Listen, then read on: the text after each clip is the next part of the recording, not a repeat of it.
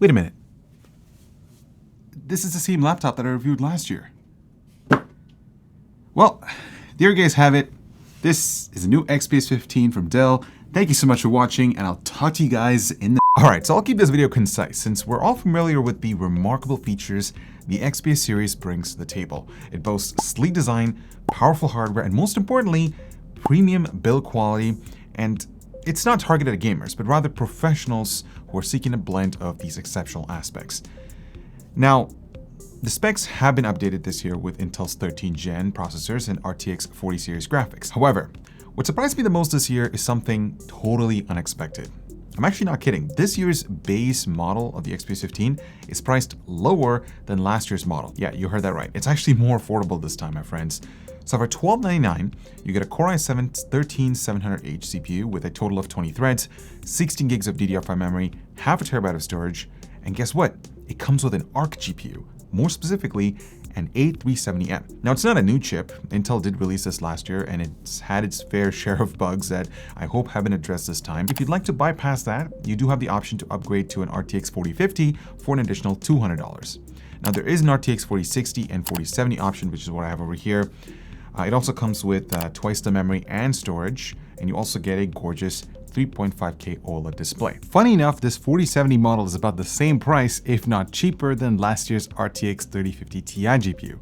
How crazy is that? But it doesn't stop there, because there is a Core i9 option with 64 gigabytes of RAM and 8 terabytes of SSD storage for $3,800. It's not cheap, but hey, the range of configurations is impressive. And the best part is that the build quality of these laptops remain consistent across all models, and ensuring that even the base spec looks identical to the most expensive one. And speaking of design, well, I don't have a lot to talk about, guys. Dell is going with the if it ain't broke, don't fix it type of approach. It's still built out of the same unibody aluminum materials. It's the same thickness, coming in at 0.71 inches.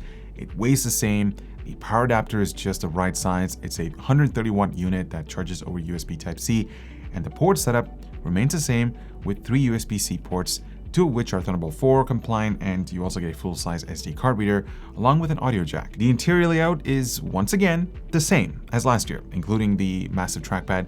The keys are still one of my favorites. Despite the low-profile design, they offer a satisfactory amount of travel distance. They're also backlit, providing ample brightness in low light conditions. If anything, they're miles better than the Razer Blade laptops, and the trackpad is super smooth to the touch with excellent feedback with the primary left and right buttons. Now for the display, well, once again, Dell is offering the same IPS and OLED flavors. I have the 3.5K OLED panel, and it's absolutely gorgeous with those inky blacks and rich colors. It's a great option for creators since it covers 100% sRGB, 96% Adobe RGB, and 99% P3. Unfortunately, it's not as bright as I expected. The sustainable peak level that I was able to get on my sample was around 364 nits.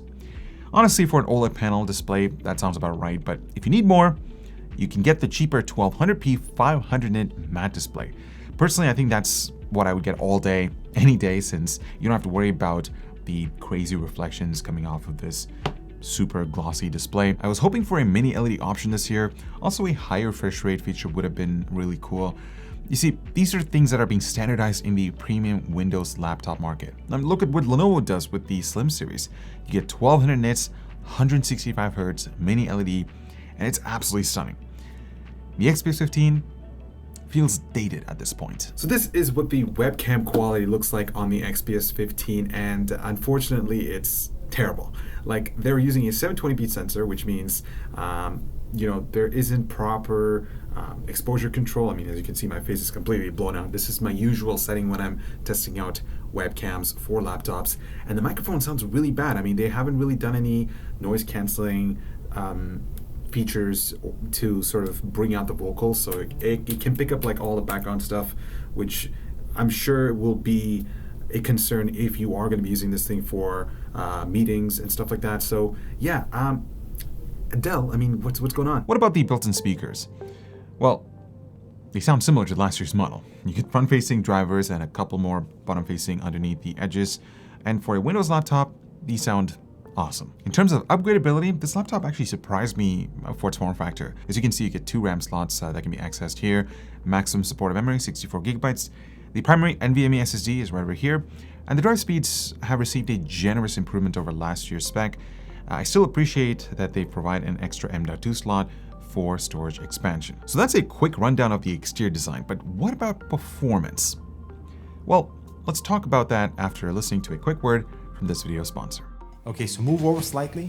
Yeah, keep going, keep going. Okay, now rotate the motherboard. Rotate it, okay? For cooling or what? Yes, it's for thermal efficiency, okay? Ah, for centralized thermal efficiency, huh? That is right. Meet the new form factor to explore all types of cooling possibilities, especially for the GPU, with this unrestricted rear intake in a full tower designed to be roomy and easy to work in with full dust filtration, rear chamber to hide all your cables so you can let all the air in from all four sides. Check out the all-new Thermaltake CT options down below. All right, so I want to kick things off with battery life, and it's obvious that Dell has got some secret sauce going on here.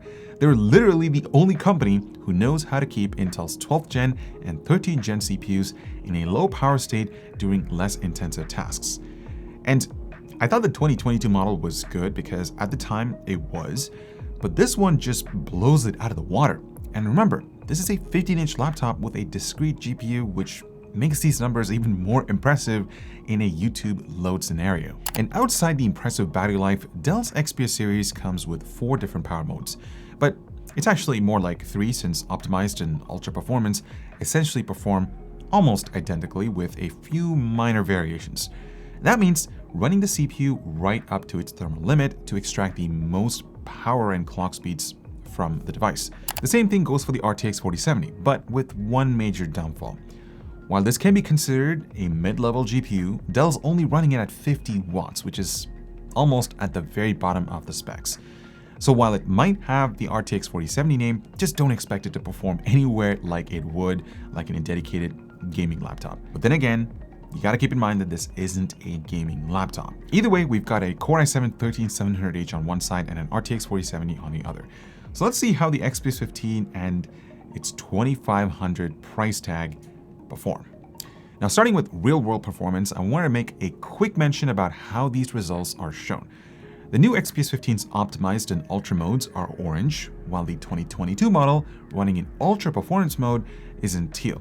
So that way you can clearly see the performance impact of this new generation. Anyways, I think the most interesting thing these numbers show is how in most cases there's very little to no perceivable performance improvement when going from the 12700H on the 2022 model to the 13700H on this year's.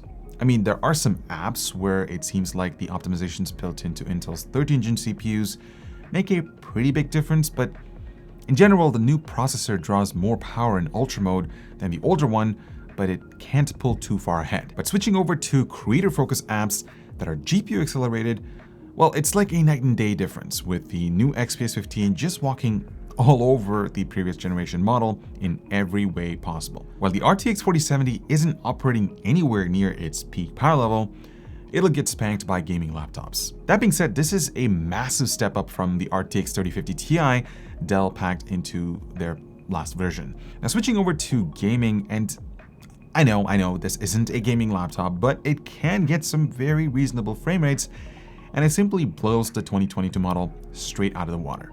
But there's a pretty big catch here, and that's the Lenovo Slim Pro 9i. It used to be the XPS 15 played in a world of its own. There was very little to no competition against it in the PC space, but then Lenovo dropped the 9i bomb and it just mops the floor with the 15 since the RTX 4070 runs along a whole 100 watts. So yeah, this $2,500 Dell can game, but the Lenovo can do it a heck of a lot better while also being just as portable.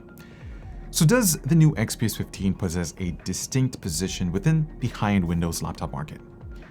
You see, if I asked this question a few years ago, then yes, absolutely. It was truly a one-of-a-kind laptop at the time.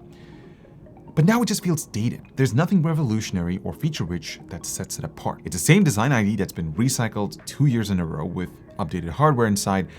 And while the difference between the 12th and 13th gen CPUs may not be significant, the GPU performance improvement is truly remarkable. Not only that, guys, this is arguably the best Intel-based 15-inch laptop with exceptional battery life. Dell just knows how to tune these CPUs when they're on battery. Albeit, it does come at the cost of performance. I don't know, guys. I'm on the fence about this laptop. Now, I'm shocked at how terrible the webcam looks. I wish it had a mini LED display with higher or adaptable refresh rate. For $2,500, I would most likely explore other options. On that note, thanks so much for watching. I hope you were able to take away everything that you needed to know about Dell's new XPS 15. Let us know what you guys think about in the comments. And if you are shopping around for a thin or relatively thin 15-inch laptop, would this be on the top of your list? I'm curious to know. Does this laptop still have its place? Once again, thanks so much for watching, and I'll talk to you guys in the next one. And don't forget to spend responsibly.